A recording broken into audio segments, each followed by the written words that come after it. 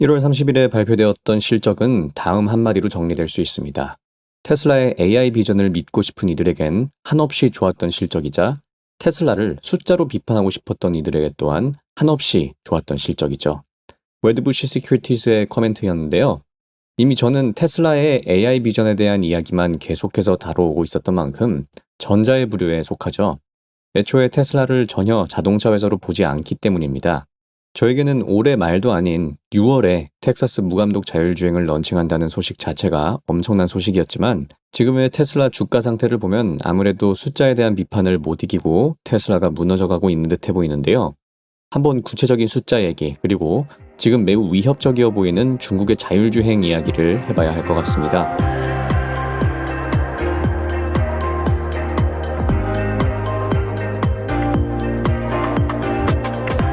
테슬라를 지금 숫자로 한번 평가를 해보자고 한다면 도저히 성장주라고는 해줄 수가 없는 형편없는 성적을 보여주고 있습니다.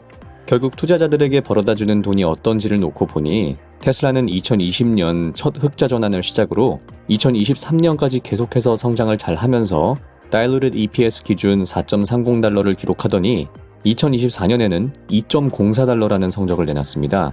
전년 대비 52%가량이나 하락한 이익인데요. 아무리 금리 환경이 안 좋다고 테슬라를 감싸주려고 해도 숫자로만 본다면 이건 더 이상 P/Ratio 100 이상을 받을 수 있는 성장주의 모습이 아닙니다.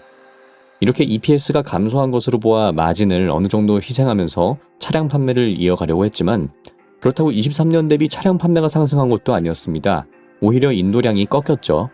전년 대비 성장이 꺾인 테슬라 인도량이 발표되었을 때 계속 저희 투자자들에게 23년 차량 인도 대수를 넘을 것이라고 했었던 테슬라 경영진의 다소 실망이라고 올린 영상에서도 비판적인 관점을 공유드리면서 에너지 스토리지가 그래도 아쉬웠던 인도량을 어느 정도 채워주면서 실적 자체는 좋아지지 않을까 기대를 했지만 10K에 공시된 바와 같이 에너지 스토리지와 관련된 보급은 되었지만 실현되지는 않은 이연 매출이 생각보다 많아서 11GWh를 보급한 4분기임에도 불구하고 실질적인 매출은 3.06빌리언 달러스로 꽤나 많은 양의 에너지 스토리지를 보급했었던 2분기에 비해 그렇게 매출이 큰 차이를 보이지 않는 것을 확인할 수 있습니다. 이에 더해서 일론은 활발하게 유럽에서도 우파 정당 AfD를 지지하게 되면서 독일의 1월 판매량은 전년 대비 59%가 급감하게 되었다는 소식이 나옵니다. 유럽뿐만 아니라 또 중국에선 모델 Y 리프레쉬의 출시 전 출하량 조절 때문에 또 전년에 대비해 현재 6주차까지를 보면 23년의 인도량 수준을 보이고 있습니다. 엎친 데 덮친 격으로 BYD에선 자율주행을 무료로 배포한다고 하죠. 이제 본격적으로 자율주행 데이터를 수집하겠다는 움직임으로 해석이 되는데 1000만원대 차량에도 기본 옵션으로 카메라 스위트를 장착해준다고 하니 실세계의 데이터 수집이 가속화될 것으로 보입니다.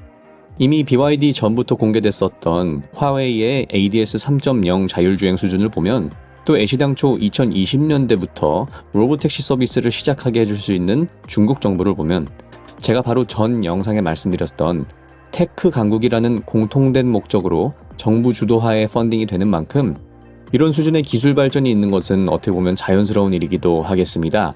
안전보다는 기술 발전을 선택한 것에 대한 결과일 텐데요. 이건 저의 개인적인 추측이지만 중국의 통제에 있는 기업들은 어쩌면 자율주행 기술을 각자 경쟁 관계에서 개발한다기보다 서로 오픈소스를 하면서 개발해라고 푸시했을 가능성도 있다고 생각합니다. 중국의 양자 컴퓨터 기술 발전을 위해서 알리바바와 바이두 같은 대기업도 양자 컴퓨터 연구자료와 장비들을 다 정부에 넘기기도 했는데 자율주행과 같은 기술 발전에 있어서도 충분히 이런 일도 가능하지 않을까 싶은데요. 하지만 지금 BYD의 자율주행 또는 타 중국 전기차의 자율주행이 테슬라 FSD 수준만큼 올라오게 된다고 하더라도 중국의 기술 발전으로 인해 테슬라의 FSD는 더 이상 경쟁력이 없다라는 논리는 중국 또는 중국의 우방국가 한정 이야기라고 생각됩니다.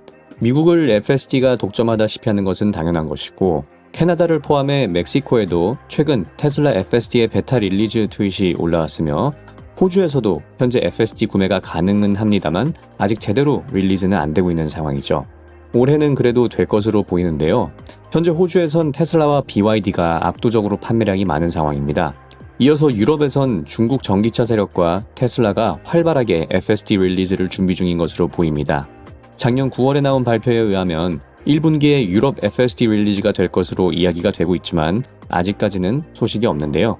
이미 중국에서도 자율주행 서비스를 진행하고 있는 샤오펑도 그들의 NGP 자율주행을 유럽에서 출시하기 위해 독일의 고속도로에서 시험 운행을 진행했으며 니오 또한 스마트 드라이빙 테크놀로지 센터를 유럽에 확장해서 그들의 자율주행 시스템을 현지화시키려는 데 집중을 하고 있죠. 테슬라는 작년 9월 중국에 대한 FSD 잠정 승인을 받긴 했지만 아직은 이렇다 할 진전이 없는 상황입니다. 이처럼 전 세계적으로 북미 지역은 테슬라 FSD가 차지하게 될 가능성이 높고 중국 측은 중국의 자율주행이 압도적으로 가져가게 될 것이고 유럽은 중국과 테슬라가 같이 마켓 쉐어를 가져가게 될 것으로 보이는 지금인데요. 중국 자율주행이 아무리 발전이 된다고 하더라도 일단 미국에서 중국의 자율주행 시스템을 그대로 구동되게 냅둘지는 미지수라고 생각합니다. 애초에 중국 측에서도 미국 진출을 희망한다면 테슬라의 FSD에게도 길을 열어줘야 되겠죠. 이에 더해 소비자 심리면에서 보자면 서방 국가의 소비자들에게 중국이 지난 몇십 년을 쌓아온 이미지를 고려했을 때 자신의 목숨이 달린 핸들을 선뜻 중국의 자율주행 기술에게 넘겨줄지는 한번 지켜봐야 되는 것이라고 생각합니다. 이런 상황에 테슬라에 집중을 하지 않는 지금 일론 머스크의 행보가 이해가 되지 않는 분들이 많이 계실 텐데요. 일론은 이제 향후 4개월 도지에 전념할 것이라고 이야기를 했다고 전해졌습니다. 지금 백악관에서 잠을 자면서 예산 삭감을 하는데 온 신경을 쓰고 있다고 하는데요. 지금으로부터 4개월이라면 6월까지인 것이죠. 6월부터는 바로 텍사스 무감독 자율주행 런칭, 그리고 저가형 모델 런칭이 예정되어 있기 때문입니다. 이 4개월 동안 최대한 미국의 인플레이션이 잡혀나가는 모습을 보여주면서 트럼프의 위상을 세워줄수록 테슬라의 길을 활짝 열어줄 다양한 소식들이 본격적으로 나오게 되지 않을까 싶습니다. 방금 올라온 소식으로는 미 정부 차량 사이버 트럭 구매에 대한 4억 달러 규모의 계약이 나오기도 했는데요. 이런 긍정적인 일들이 계속해서 나오지 않을까 싶습니다. 제가 지난 시간에 말씀드렸던 4,600달러의 목표 주가 절대 쉽게 가지 않을 것입니다. 일론 머스크도 실적에서 이야기했죠. 그곳으로 향하는 길이 존재하지만 아주 힘든 길이라고 했습니다. 하지만 그 길은 엄연히 존재한다고 했죠. 이처럼 저와 같이 장기적인 비전을 가지고 장기적으로 테슬라를 가져가실 분이라면 이런 다양한 뉴스들로 인한 테슬라의 하락은 좋은 매수 기회가 될 뿐입니다. 말씀드린 것처럼 모델 Y 출하량 조절로 인해서 1분기 실적도 좋지 않을 수가 있을 텐데요. 또 자동차 업계 특성상 1분기는 더 안 좋은 인도량이 나오기 마련입니다. 그래서 장기 투자자에겐 앞으로도 계속 좋은 매집 기회가 생기지 않을까 싶은데요. 애초에 지금의 주가도 6개월 전에 비해 70%가량 오른 상황이라는 것을 기억할 필요가 있습니다. 지금까지 테크피드였습니다. 시청해주셔서 감사드립니다.